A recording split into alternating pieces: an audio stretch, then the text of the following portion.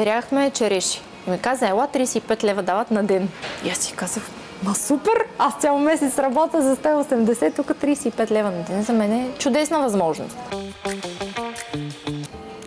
Да стартираш буквално от нулата, да минеш през много трудности и все пак да постигнеш успех.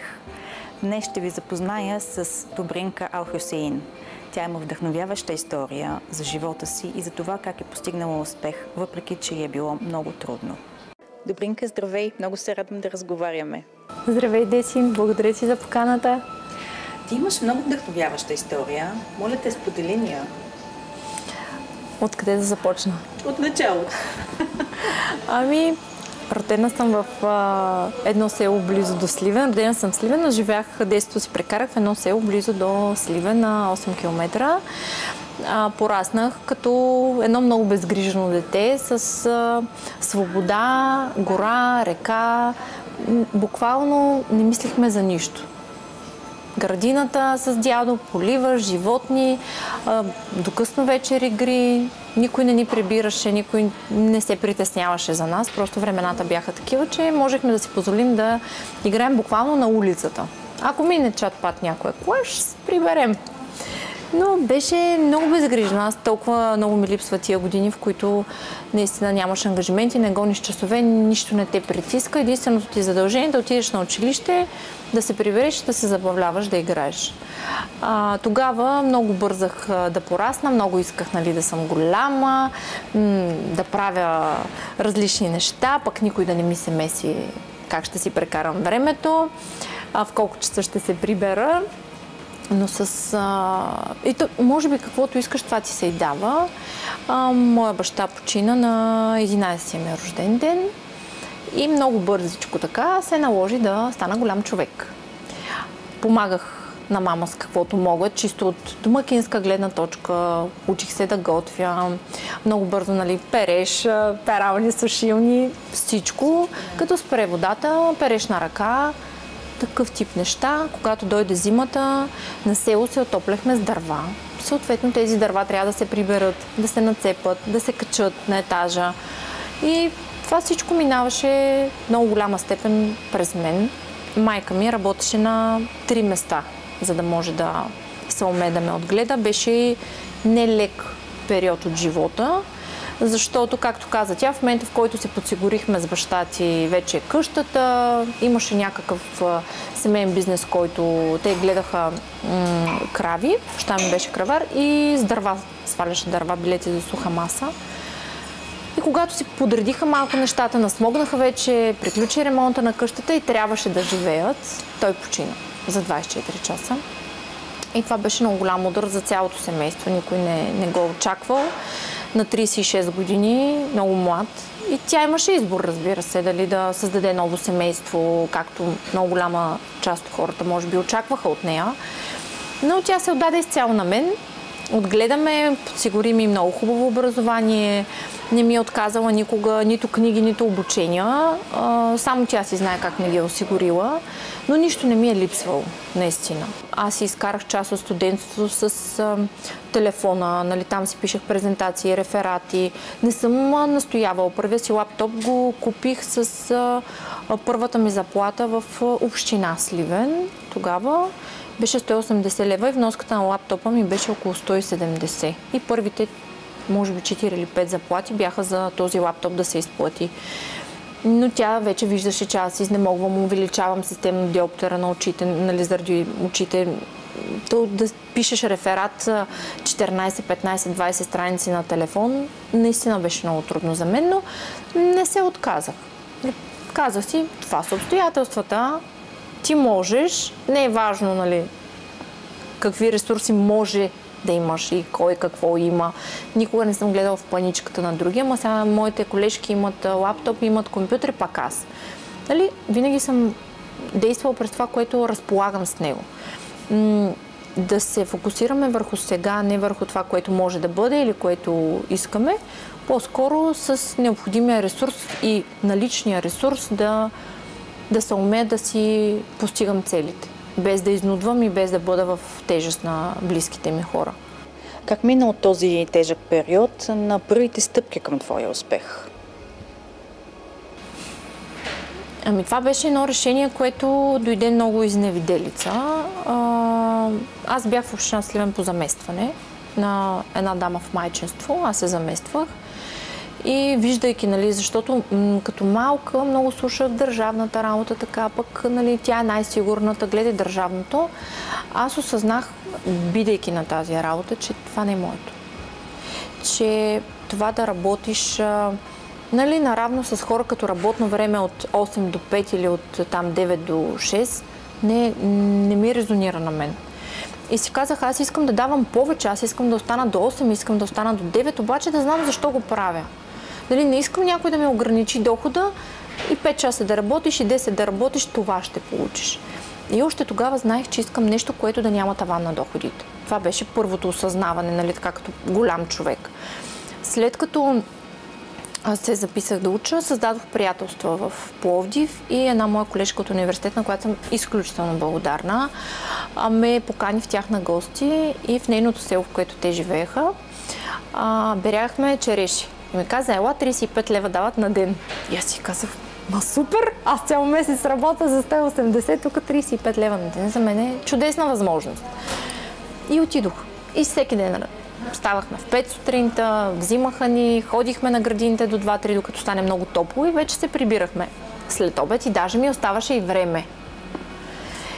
И след този етап събрах парички, започнах да си търся квартира и работата ме намери. С първата квартира си намерих първата работа. Поканиха ме. Тогава аз влязох в офиса да си оставям капаро за апартамент, който бях харесала.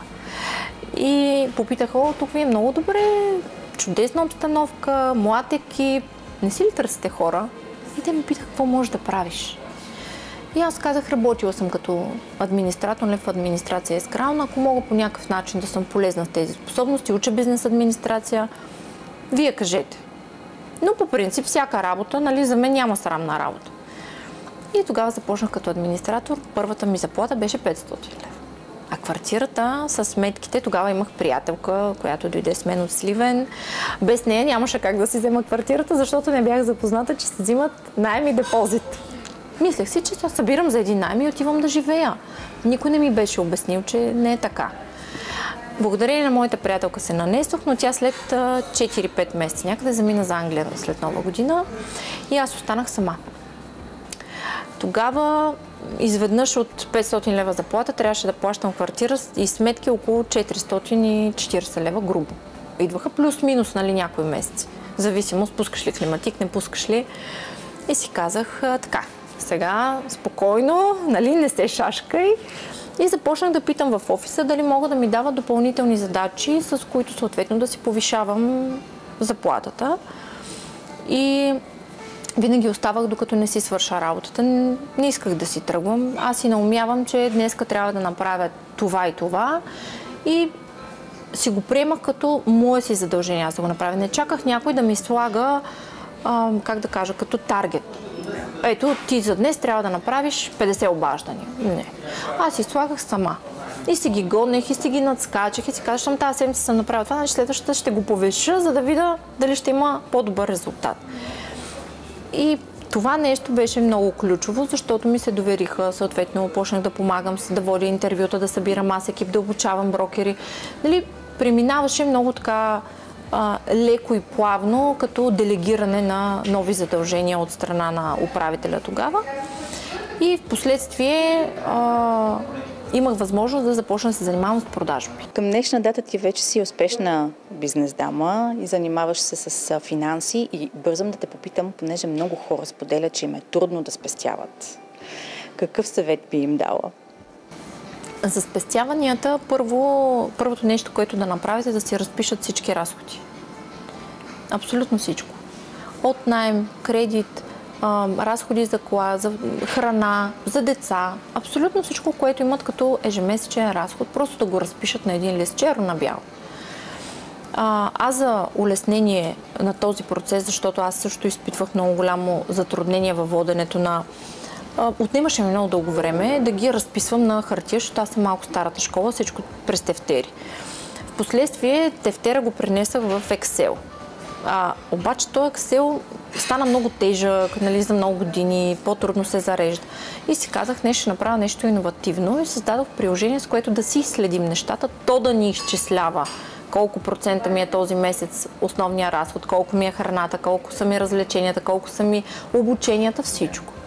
Когато имаш една яснота, ти можеш да насочваш, ти можеш да управляваш. Вече имаш така ясна представа до къде си стигнал.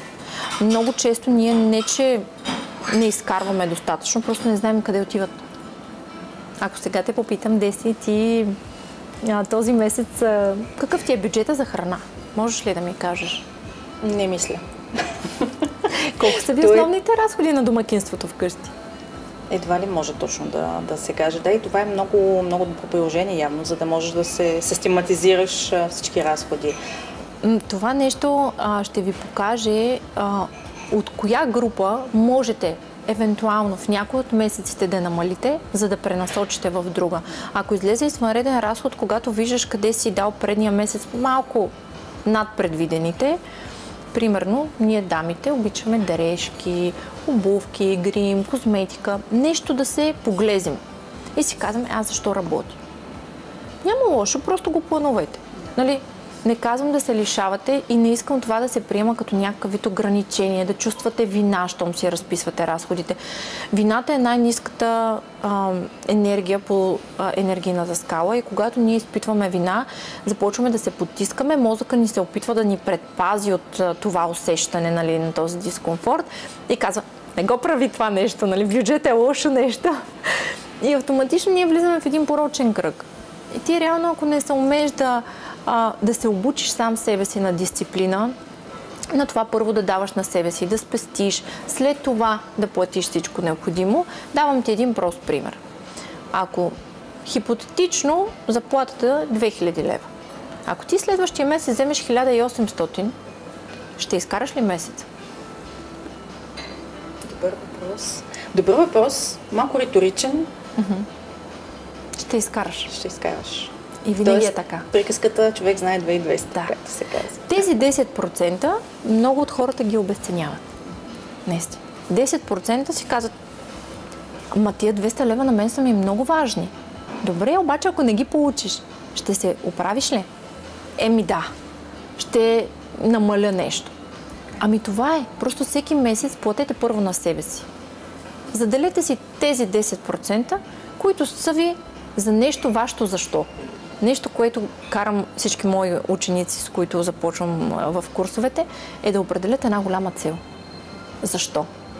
Примерно майките, когато кажат, ами за детето. Ако ти знаеш, че тези 200 лева ще променят бъдещето на детето ти, регулярно спестявайки ги следващите 20 години, ще ги похарчиш ли? Не. Винаги отговорът е не.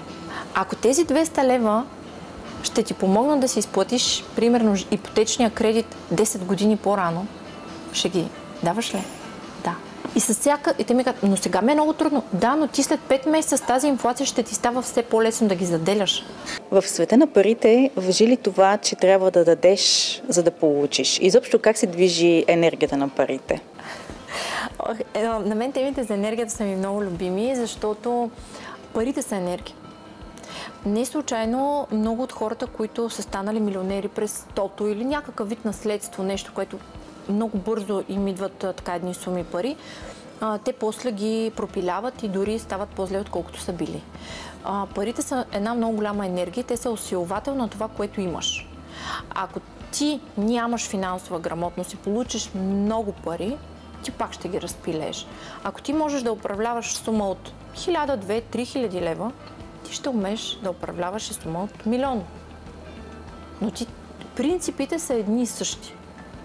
Истината е, че просто нуличките отзад са малко по-различни и много често забелязвам това преминаване, то е един квантов скок, който се прави на различните суми.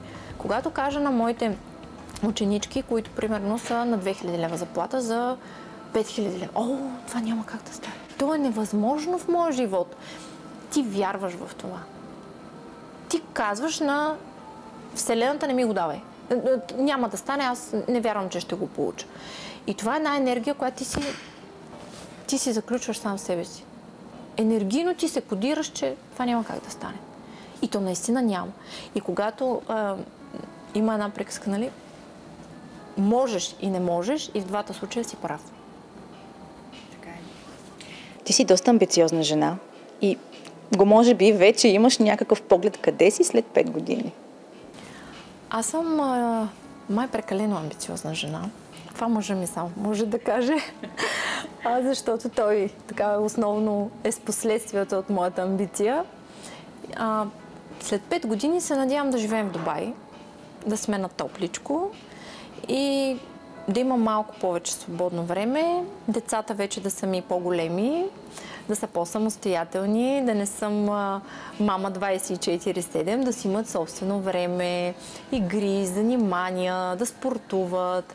Наистина да имам възможността да бъда и жена, и майка, и съпруга, и бизнес дама, защото в момента всичко е малко така трудно съчетаемо и е на периоди. Нали, имам периоди, в които съм изцяло дадена на деца и семейство, има периоди, в които съм в фокус в бизнеса на 100%. Опитвам се в момента да си балансирам ежедневието и графика, но цената е много висока за това, което искам. Аз ти благодаря за това интересно интервю. Благодаря ти за съветите, които даде. Пожелавам ти успех в начинанията. Благодаря много, Деси, и до скоро!